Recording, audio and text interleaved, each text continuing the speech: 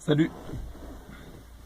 Alors, qu'y a-t-il à dire sur mon expérience d'un mois en alimentation cétogène? Je ne sais plus si j'ai pris des notes, mais de toute façon, je ne peux pas les voir. Euh, donc j'ai sans doute oublié plein de trucs, hein, c'est évident. Mais, euh, mais voilà. Euh, je l'ai beaucoup lié à mon expérimentation qui, pour le coup, n'a pas duré un mois, mais plusieurs années, d'alimentation principalement basée sur les fruits et légumes et le plus cru possible. Et, et je dois bien admettre que ce mois a été particulièrement fort, enfin fort. Ouais, enfin très contrasté, on va dire. C'est vrai qu'au début, bon, à partir du moment où j'ai pris la décision de ne pas manger de sucre raffiné, enfin quand je dis pas manger de sucre raffiné, en fait, c'est moins de 50 grammes de glucides par jour, de glucides, hein, pas de sucre, donc ça fait vraiment pas grand chose quand on sait qu'il y a du glucide même dans les légumes. C'est chaud. Donc, bah, il y a des fois où j'ai peut-être passé à 60, 65, peut-être 70, mais ça a été très rare. Et je pense que c'est de la Macédoine, par exemple, tu vois, qui m'a foutu dedans. Donc c'est vraiment pour te dire à quel point, ouh, c'est pas non plus la folie. Euh, et le but, ah, je sais pas, ouais, j'aurais peut-être dû en parler. Ouais, j'en parlerai une vidéo avant, en fait. Euh, donc voilà, je ne sais pas de mon expérience, je ne vais pas parler de quoi il s'agit, tout ça, ça j'en reparlerai sur une autre. Et, et donc du coup, bon, les premiers jours, c'est particulièrement épuisant parce que le corps en fait modifie son carburant, on va dire. C'est comme s'il passait grosso modo de l'essence au diesel, quoi. Et c'est fatigant, vraiment fatigant. Puis en plus, il y a cette addiction au sucre raffiné qui ressort. Enfin, j'avais le teint blanc, euh, une haleine de malade, des trucs classiques. Encore que l'haleine, c'est un point particulier parce que, comme je l'expliquerai dans l'autre vidéo, vu que le corps n'utilise plus le sucre vraiment, mais plutôt les corps cétoniques, bah, il y a une odeur un petit peu d'acétone. Je n'ai jamais senti l'acétone, mais bon, euh, je ne sais pas exactement, enfin, si c'est un peu, enfin, bon, bref. Mais ça a une odeur un peu particulière. Surtout enfin, je trouve après, surtout les 15 premiers jours, 20 premiers jours. Et ce qui est assez fort, c'est que je me suis rendu compte à quel point, euh, déjà d'une, je me sentais quand même, après allez, au bout d'une semaine, ça commence à être quand même, ouais, déjà avant, ouais, ça commence à être sympa. Disons qu'au niveau du ventre, au niveau de ce que je ressens dans le ventre, bah, vu qu'il n'y avait plus de blé, donc du gluten, moi, c'est vrai que le blé, ça a quand même tendance à me faire pas mal de dégâts dans les intestins. Donc ça, je pense que ça joue quand même aussi beaucoup sur mon bien-être. Euh, et donc du coup, j'étais bien, quoi. Enfin, je suis encore bien, d'ailleurs. C'est une sensation de légèreté, c'est juste top, c'est juste top. Euh, c'est vrai que au début, j'avais un peu de mal avec le gras, à en mettre suffisamment, euh, parce qu'on n'est pas habitué, pour les raisons, je pense que je mettrai aussi dans l'autre vidéo. Et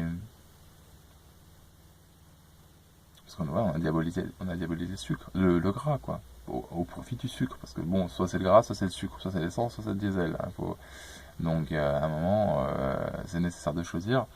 Et, euh, et voilà, donc j'avais particulièrement du mal, ouais, voilà. Bon, moi, avec le gras, quoi. Je prenais par exemple de la mayonnaise, c'est de l'huile, enfin principalement, moi, mes sources de gras, c'était mayonnaise et huile. Euh, un petit peu de graines de lin, tout ça, mais bon, c'est rien, ou de noix de Grenoble, mais c'est quasiment rien par rapport à la mayonnaise et à l'huile. Euh, j'ai choisi la mayonnaise, alors pour le coup, je vais citer la marque parce que c'est la seule que je connaisse. Benedicta comme à la maison, ou fait maison, un truc comme ça là. Alors effectivement, oui, c'est pas fait à la maison, hein, on s'en doute bien. Mais c'est celle où en fait où ils mettent pas de sucre dedans. Donc donc c'est quand même cool. C'est vrai que j'ai eu la chance d'avoir de la mayonnaise fait maison aussi sur quelques jours. Donc ça c'était vraiment cool. C'est vrai que j'aurais pu la faire moi-même, c'est vrai. Mais mais sinon, là, ce qui a été assez violent. Et c'est peut-être pour ça aussi que finalement il y a tellement de difficultés à se retirer du sucre, je veux dire, mais à faire une expérience sans sucre, c'est qu'il y a beaucoup de choses qui remontent quoi, en termes d'émotions, tout ça, c'est quand même c'est du lourd, quoi, hein. Je veux dire, il y a par exemple des liens concernant l'enfance, des liens avec la famille, tout ça. Enfin, en tout cas, moi, j'ai vraiment ressenti ces choses-là, quoi, ces liens avec des parents, avec l'un des deux parents notamment. D'ailleurs, souvent, enfin, je sais pas, je vais parler peut-être plus de moi, mais le lien avec le sucré, généralement, c'est le lien avec la mère. Donc, ça peut être intéressant de voir si, par exemple, votre mère avait tendance à manger du sucre, ou, enfin bon, bref, ça c'est peut-être, là je vais plus partager mon expérience, parce que c'est vrai que je sais pas pour les autres, et puis en plus qu'on n'est pas forcément des masses, enfin, il y a quelques blogs, je vois des fois, ou des vidéos de personnes qui ont essayé cette alimentation, mais elles vont peut-être pas forcément dans ce point de vue-là. Il y a pas mal de personnes qui font ça pour le poids. Moi, j'ai pas spécialement fait ça pour le poids, plus pour un bien-être vis-à-vis de mon ventre, mais pas le ventre à l'extérieur, mais mon ventre à l'intérieur, c'est-à-dire comment je me sens. Et, euh, et donc du coup, bon, c'est vrai qu'il y a pas mal de personnes qui connaissent cette alimentation pour perdre du poids, et si ça leur permet de se rendre compte des bienfaits que peut faire un changement d'alimentation, c'est parfait. Si après elle retombe pas dans les excès et tout, et puis bon, après si elle retombe dans les excès, tant pis. Je veux dire, c'est pas non plus, c'est pas grave. Enfin, c'est pas grave. On va pas leur en vouloir, quoi, hein. Je veux dire, tout est fait pour, donc forcément, c'est difficile de s'en extraire. Euh, Sinon, bref.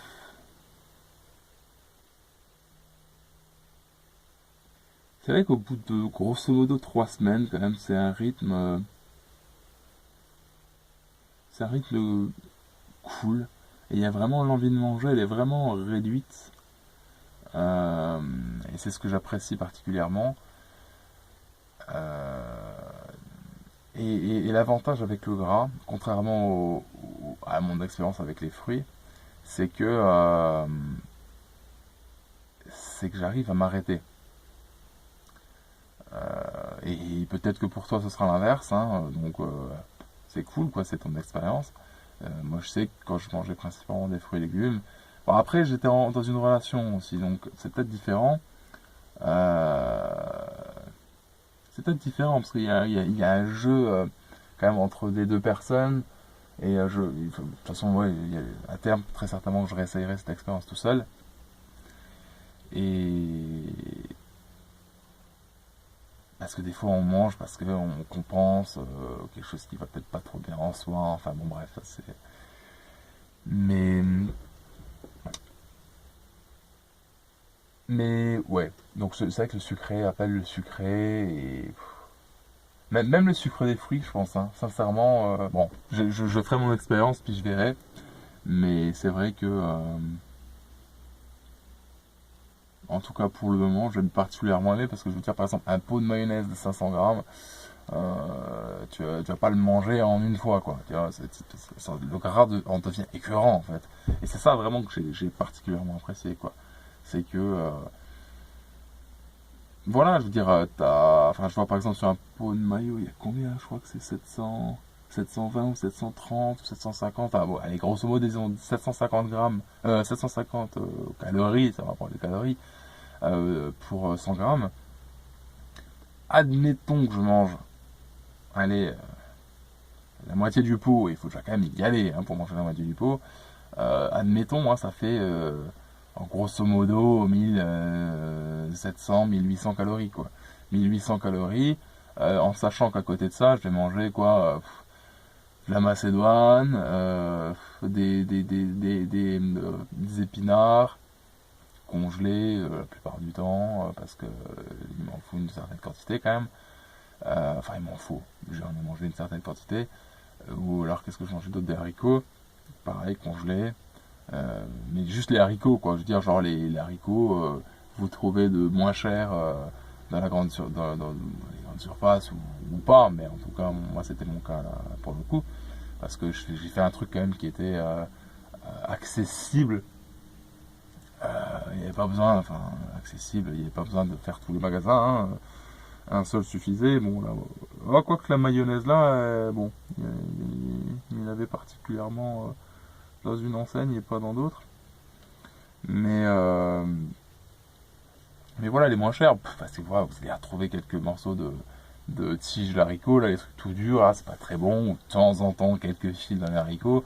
Mais c'est quoi? Ça va être aller sur maximum. En tout cas, moi, ça m'est arrivé 5 fois que je dois retirer quelque chose de ma bouche, que je dois retirer quelque chose de ma bouche, quoi. Donc c'est pas non plus, bon, pour la différence de prix. Enfin bon, après voilà, chacun fait ce qu'il veut, mais je partage juste mon truc. Et ouais, donc haricots, courgettes, surgelés, les deux.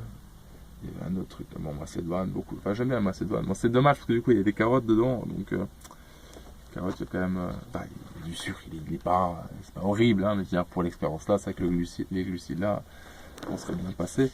Il y avait quoi d'autre? Merde, courgette. Épinards, ouais, ça je l'ai dit aussi, congelé. C'est principalement ça ce que j'ai pris, quoi. Épinards avec de la mayo, ou épinards avec de l'huile, avec un peu d'ail. D'ail que pour le coup j'avais acheté, et pas de l'ail. Enfin, de l'ail frais, pas de l'ail en, comment dire, déshydraté, là, je crois qu'on appelle ça. Parce que je sais pas, je préfère, et puis bon, je trouve pas spécialement cher, ça spécialement cher ou quoi, et puis je trouve que ça a plus de goût. J'aime bien mâcher le truc, bon bref. Et donc ouais, mais par exemple, un truc que j'adorais faire, c'était des courgettes avec de l'huile, mais pas ça de l'huile, hein, de l'huile quoi. Enfin, c'est pas une friteuse non plus, hein. Enfin, je veux dire, j'y allais, bon, ça remplissait pas non plus la poêle, hein, mais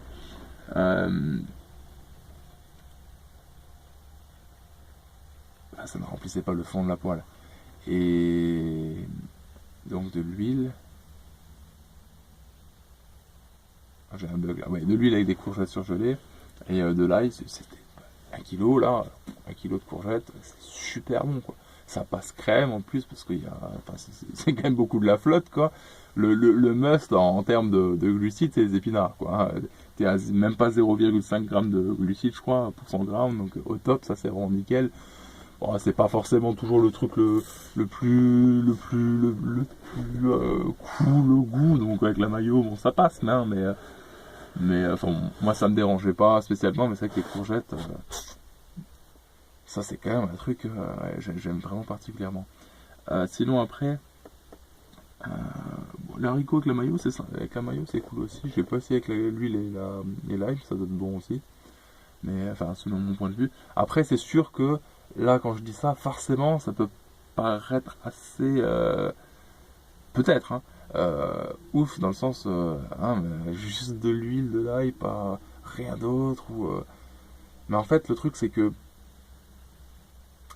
le sucre, bon, et puis il y a beaucoup d'autres choses, hein, beaucoup d'additifs alimentaires et tout, mais le sucre massivement détériore complètement les aliments, quoi. Enfin, je veux dire, c'est. Pourquoi est-ce qu'ils en mettent même dans certaines macédoines d'ailleurs, dans certaines conserves où il y a par exemple, et ils vont mettre, je sais pas moi, haricots, eau, sel, non, eau, haricots, enfin, bref, haricots, eau, sel, sucre ou sucre, sel, enfin, ils vont mettre C'est pour ça d'ailleurs que je prenais souvent plus des surgelés. Bon, puis en plus les quantités, en plus il n'y avait pas de sel, donc ça c'est cool. La Macédoine, bon là il y avait du sel parce que je sais pas si ça existe surgelé, en tout cas j'en ai jamais vu. Euh, mais euh, mais c'est vrai que ça détériore complètement le goût, quoi. Donc du coup, là il y a vraiment, je retrouve vraiment le goût des aliments, et ça c'est top. Euh, ah oui, après il y avait les œufs aussi. Alors pour les véganes, effectivement, c'est pas top, mais il y a quand même, j'ai fait des jours sans œufs, donc il n'y a pas de, il n'y a pas de problème pour cette alimentation-là, si t'es vegan ou végétalien ou que t'aimes pas les œufs, enfin, je sais pas, c'est vraiment pas un souci. Mais là, pour le coup, ouais, j'avais envie de manger ça, parce que c'est avec les œufs durs, tout ça, avec de la mayo, j'aime bien. Et, euh, et je comprends tout à fait si tu n'aimes pas les œufs, ou si tu adores mais que tu en manges pas pour des raisons que je peux comprendre. Euh, mais voilà, mais bon, vu que je voulais partager mon expérience de manière la plus authentique possible, forcément, je me devais de préciser ça. Mais bon, je le mets un peu à la fin parce que c'est vrai que c'est quand même pas non plus nécessaire, quoi. Donc quelqu'un qui ne mangera pas d'œufs pourra très bien faire cette alimentation. C'est vrai que généralement quand on parle de diète cétogène, on est à la limite de la diète paléo qui met quand même... Ah, paléo, je sais pas si... Non, je vais pas parler de paléo parce que je sais pas non plus celle que je connais le mieux, mais c'est vrai que souvent ça parle quand même de viande, tout ça, mais pas tellement que ça, parce que le but quand même, grosso modo de la diète cétogène, c'est d'être 80% de gras, 15% de protéines et 5% de sucre, donc enfin de glucides. Donc forcément, on peut pas se permettre non plus de manger des portions de ouf en termes de viande enfin de viande ou de protéines animales, parce que voilà, comme le nom l'indique, avec les protéines animales, forcément, ça va vite déstabiliser la balance. Et ça, je pense qu'il y a pas mal de personnes qui se font avoir pour la diète cétogène, c'est de manger trop de prot. Et parce que le sucre, on y fait quand même vachement gaffe, mais les protes, c'est pas forcément, je dirais, dans les œufs, il y en a quand même aussi pas mal, donc c'est pour ça qu'il faut pas non plus. Enfin, il faut. Des fois, c'est préconisé de manger, par exemple, juste des œufs avec de la mayo pour commencer pendant plusieurs jours, pour vraiment se mettre en cétose, tout ça, mais bon, après, voilà, si, tu, si je parle à des végétaliens ou des véganes, je préfère éviter de dire tout ça parce que je sais que ça peut aussi les agacer et je comprends. Voilà. Voilà. C'était pour partager mon entièreté de diète cétogène, d'expérimentation. Là, je pense que je vais faire une vidéo que je mettrai très certainement avant sur ce que c'est et sur ce qui m'a un petit peu motivé à faire ça. Voilà,